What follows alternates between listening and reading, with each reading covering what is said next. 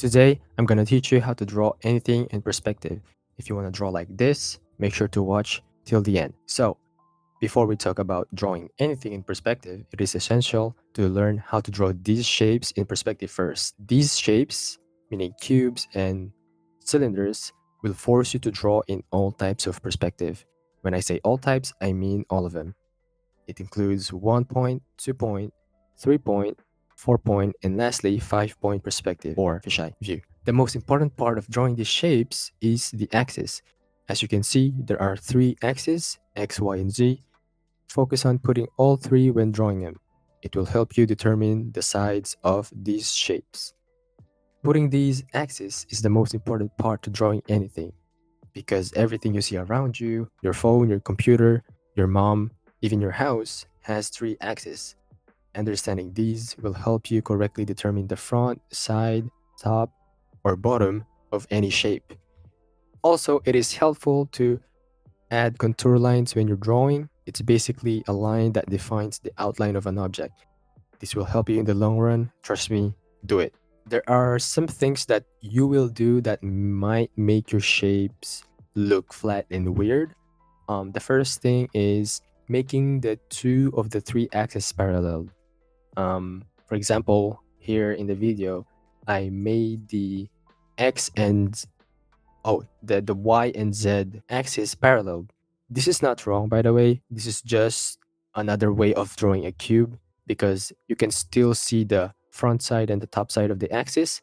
But since the two axes are parallel, we don't really see the side of the cube. So it makes the drawing look weird and a bit flat. Personally, I try not to draw my cubes like this. I try to show all of the sides of the cube to make my shapes more 3D. So yeah, try not to do that as much as possible if you want to draw your stuff dynamically. Next stuff is not following the vanishing points from the horizon. What I mean by this is, if you can see on the screen, is on the left side, I'm drawing the cube, but I am not following the vanishing points from the horizon line. So it makes the box look wonky. But if you follow the vanishing points first in the horizon line, you'll see that the cubes will look correct, which is logic. Make sure to follow them or your drawings will look wonky and wrong. After keeping all that in mind, we can now focus on foreshortening. Foreshortening a cube in perspective is just like putting the camera close to the object. Just imagine you're holding a camera. The further the camera is to the object, the flatter and less foreshortened the shape is. I'm going to give you an example. Here, you see that the cube is a bit far from the camera, so I'm drawing it a bit flat. And then when I put the cube a bit closer, it becomes more 3D and more dynamic and foreshortened. And when the cube is really close to the camera, that's where it becomes kind of fisheye, exaggerated type of thing, you know? So just keep that in mind. So basically, the closer the camera is to the object, the more 3D and more foreshortened the shape is. Also, the size and spacing of the objects will change if there are multiple objects in the scene. Example, these two cubes are beside each other and they're far from the camera. So they'll have the same size.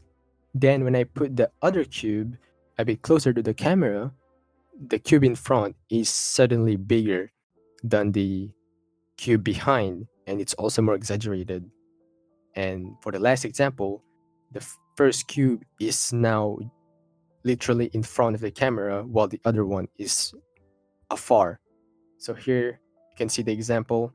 The first cube is very exaggerated and foreshortened, while the other one is just a bit flat and it looks small compared to the other one. So when you're drawing these shapes, you must think as if you're putting the camera somewhere in the field and you just put the objects in front of the camera and it's your choice how close you want to put the object to it, meaning making it more exaggerated. Here's an example of me doing that. As you can see, I'm drawing the camera first and I'm putting up the scene as if I am a movie director.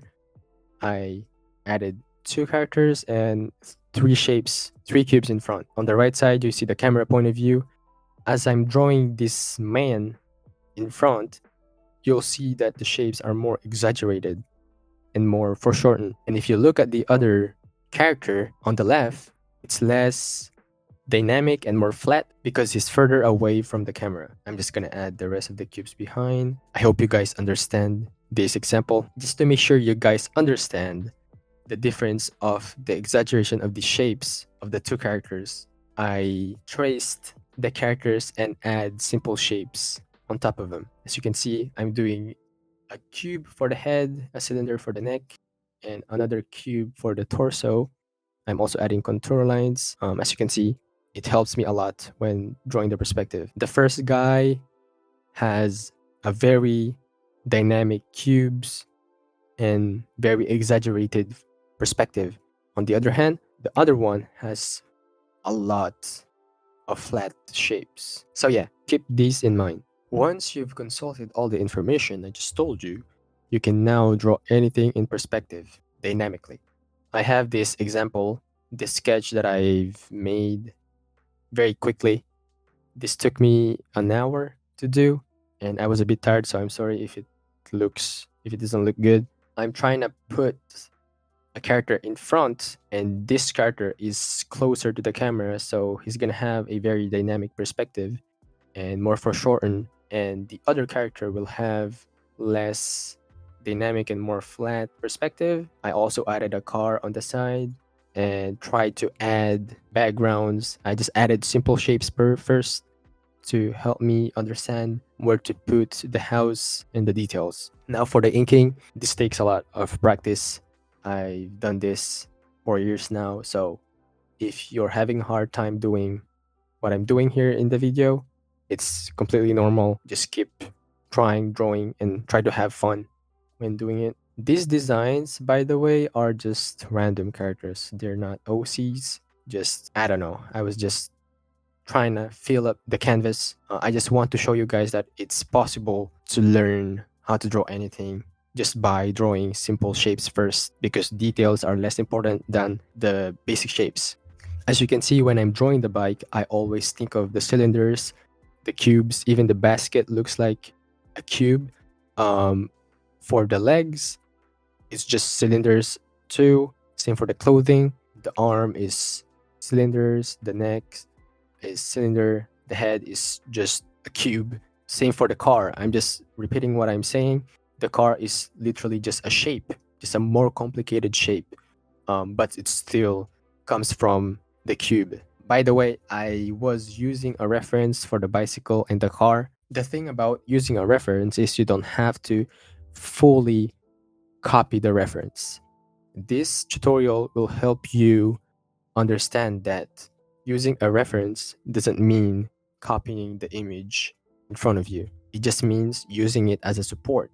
Because once you start seeing everything in cubes and perspective, you'll be able to start drawing the reference from any perspective. Does that make sense? So for example, this car right here, if I took this car and drew it again, I'll probably able to draw this car from any point of view. I can draw it from behind, from the side, from above, from the bottom, because I understand the basic shapes of the form. So yeah, now I'm drawing the house. I took an image reference from Google. I just typed in house in the Philippines and I just saw that, very basic house. I'm now adding the stairs. I'm just adding some details. The houses are pretty self-explanatory.